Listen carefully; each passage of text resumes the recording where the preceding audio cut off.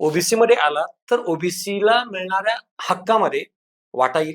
Correct. ओबीसीच्या प्रत्येक व्यक्तीला जे तळागाळापर्यंत आरक्षण पोहोचायला पाहिजे ते अजून ओबीसी मध्ये पण पोहोचलं नाही. म्हणजे ओबीसी मध्ये जो खरा ओबीसी आहे त्याच्यापर्यंत अजून आरक्षण पोहोचलं नाही, ही फॅक्ट आहे. जिथं ओबीसी समाजालाच ओबीसीचं पूर्ण आरक्षण मिळालं नाही, तिथे जर मराठा समाज आला तर एकूणच संख्यात्मक प्रमाण खूप वाढेल आणि गुणात्मक परिणाम ओबीसीवर पडणार आहे, अंतिम सत्य आहे. पण ही झाली ओबीसी समाजाची बाजू.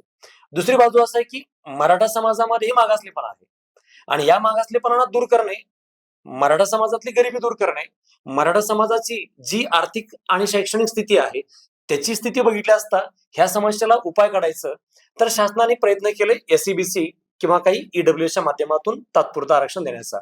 पण एक परमनंट टिकेल असं आरक्षण आणि शाश्वत राहील आणि त्या आरक्षणाला कुठेही धक्का लागणार नाही असं आरक्षण घ्यायचंय तर ओबीसी शिवाय पर्याय नाही. म्हणून राज्य शासनावरती हा प्रेशर येतोय की ओबीसीतून द्यायचं कसं आरक्षण. तर राज्य शासनासमोर सरळ समस्या आहे, ओबीसी मधून द्यावं तर ओबीसी नाराज आणि मराठा समाजाला स्वतंत्र द्यावं तर ते घटनेच्या पात्र टिकत नाही.